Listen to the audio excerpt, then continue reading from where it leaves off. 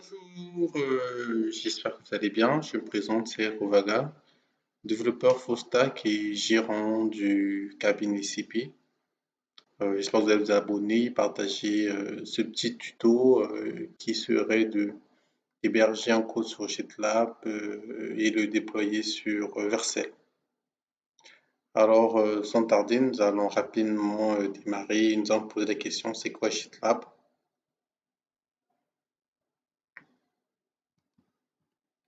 Alors, GitLab, c'est un hébergeur de code, c'est quelque part où on peut héberger son code et après auditer, suivre l'évolution de son code, les ajustements, mais vraiment avoir une vue globale sur son code et même aller faire de l'intégration continue.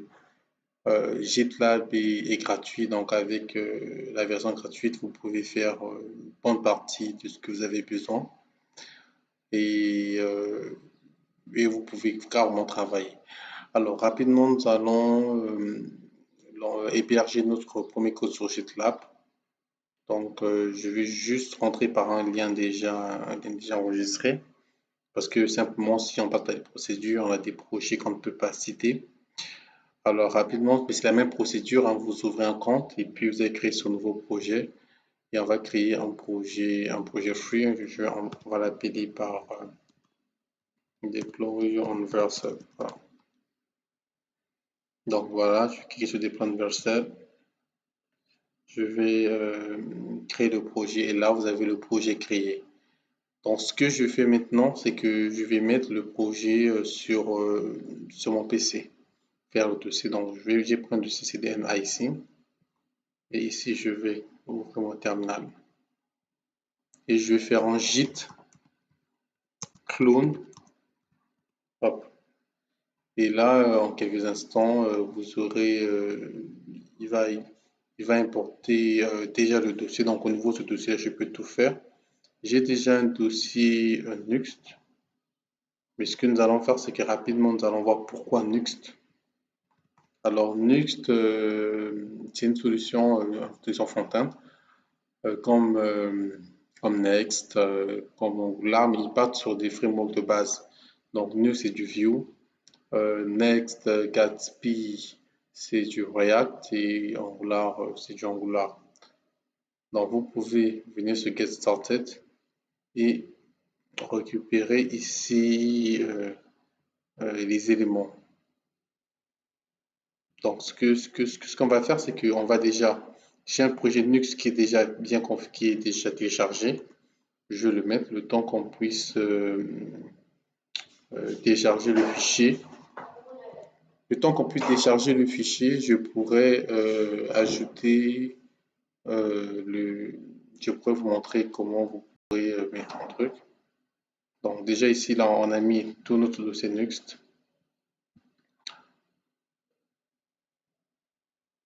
On va le démarrer sur notre éditeur code. Donc, j'utilise l'éditeur VS Code et on va le démarrer pour voir qu'est-ce que ça donne. Donc, on fait npm run dev. C'est juste pour le démarrer, mais je vais prendre le temps de pouvoir revenir. Donc, rapidement, comme ça prend un peu de temps, nous allons essayer de générer un petit projet Nuxt pour essayer de voir quels sont que nous demande Nuxt lorsque, lorsque nous voulons l'initialiser. Donc, je vais prendre la version YARN.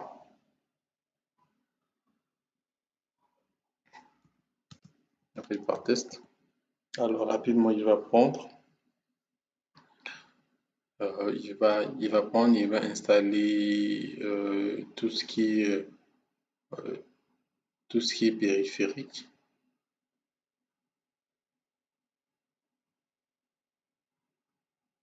Ça va prendre du temps, donc le temps que de l'autre côté les choses aussi avancent.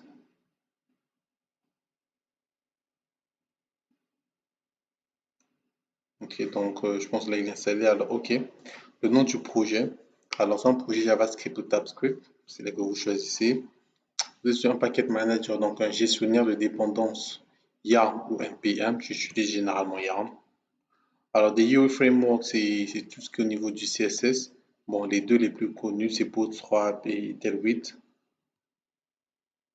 Alors, il y a trois modules complémentaires qu'il propose. Axios, c'est pour permettre à votre code de faire des requêtes de type REST, donc post, put, delete, get au niveau de votre serveur backend. Progressive Web App, c'est un modèle d'application un peu plus moderne où parfois la page peut se télécharger en offline. C'est un peu un modèle un peu hybride dans une application mobile. Et le content headless CMS, c'est pour tout ce qui est gestion de contenu. Alors, vous pouvez avoir votre contenu en extension MD ou en JSON, quelle que soit l'extension, et vous pourrez le gérer directement sur votre code de base.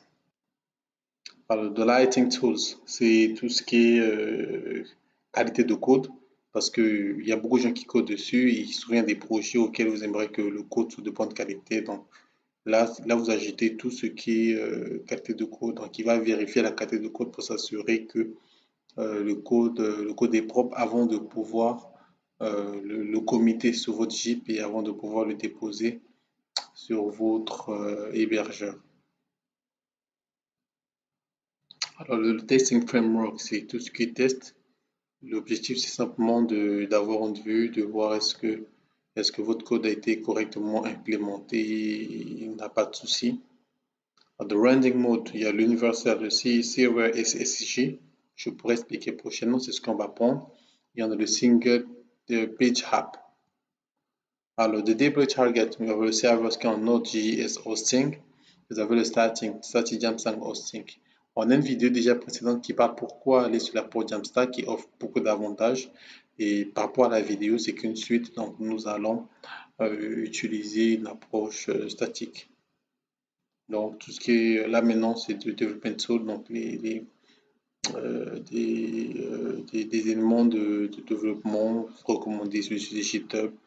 Là, on vous demande si la version est sur Git et à la fin, c'est truc. Je ne vais pas, je ne vais pas enregistrer tout ça pour éviter de faire passer du temps.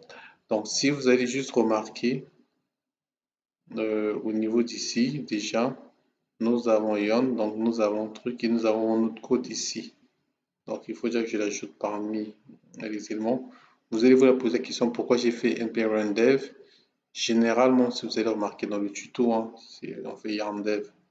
Vous n'êtes pas obligé de mettre le loin, vous mettez juste yarn dev. Donc, yarn dev, c'est pour démarrer dans un environnement de développement. Build, c'est pour régénérer. Le start, pour démarrer. Generate, c'est pour des projets statiques. Donc, c'est ce qui sera utilisé au niveau de Vercel ou au niveau de n'importe quelle solution de déploiement.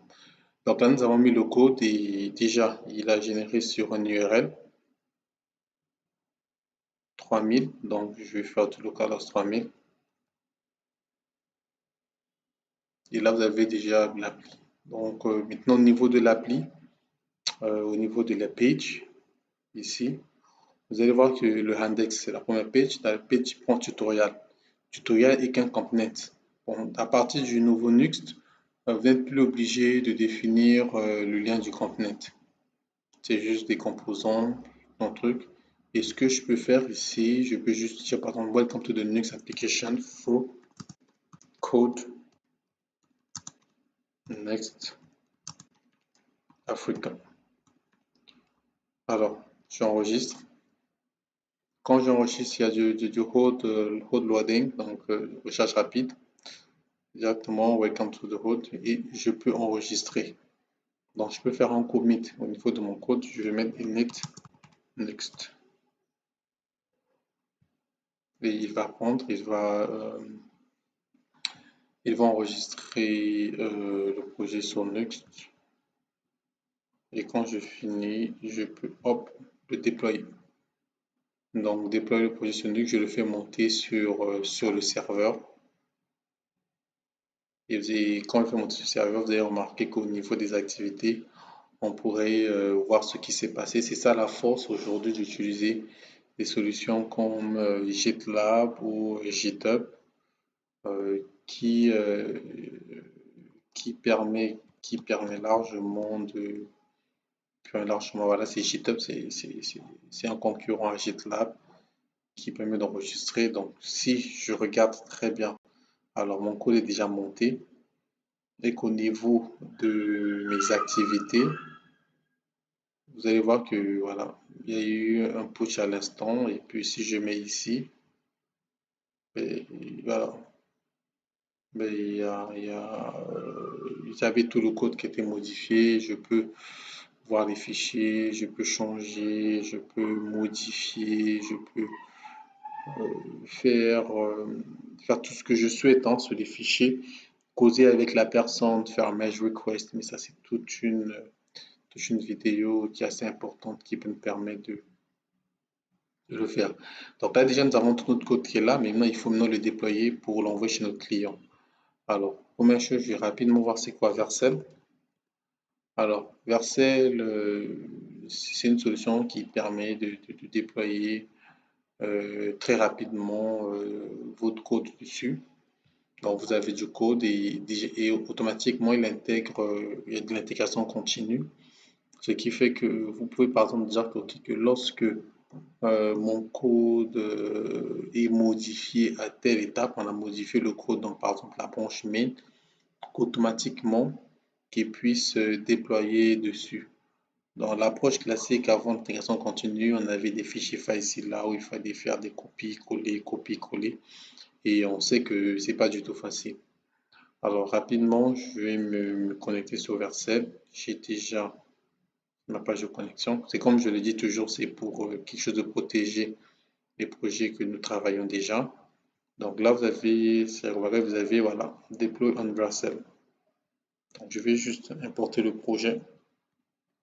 Je vais dire que je n'ai pas d'équipe.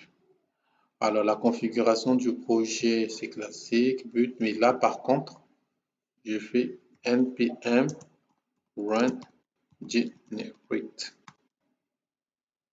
C'est juste pour dire que c'est son fichier statique. Donc, il va ouvrir un fichier dist et puis il va installer les commandes.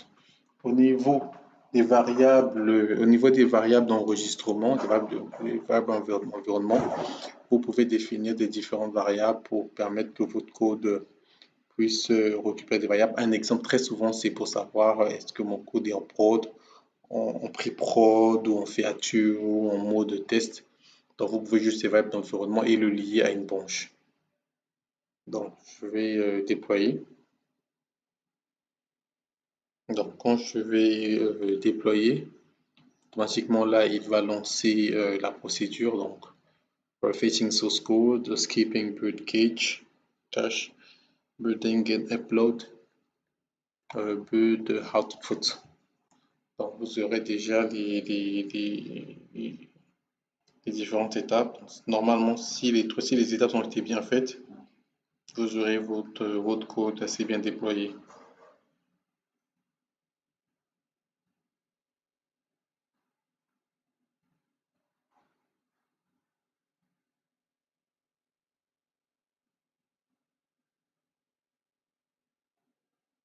Ok.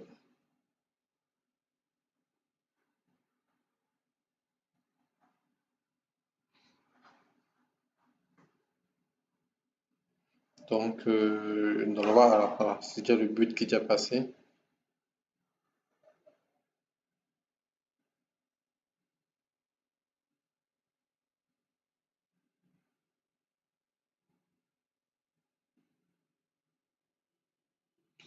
Donc là, tout le code a été déployé. Ici, je clique ici.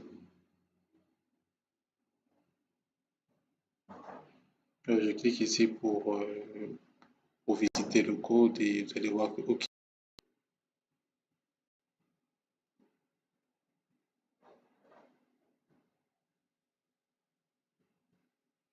tout mon code est déployé et les clients peuvent, je peux partager le lien au niveau des clients. Je peux après ici le relier avec un nom de domaine. Je peux relier avec un nom de domaine. Je peux faire beaucoup de choses, beaucoup de solutions.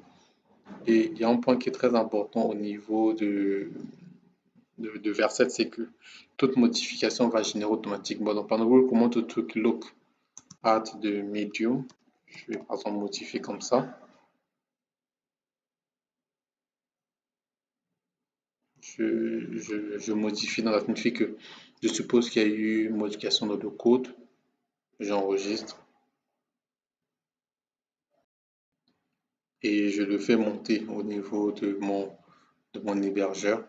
Vous allez remarquer qu'au niveau des déploiements, au niveau des environnements, dès que le code sera monté, automatiquement il va régénérer le code. Donc là, vous pouvez mener toute une politique de l'intégration continue pour vos clients. Donc, déjà, je vous remercie pour la patience, je vous remercie pour l'attente et à l'attente des questions sur l'espace commentaire. Et c'est avec grand plaisir, voilà, vous avez fait ça buter. Donc là, ça a démarré. À l'attente des questions sur l'espace de commentaires et on serait très intéressé, je suis très intéressé de pouvoir répondre et aider d'autres personnes à coder. Merci, bonne journée à vous.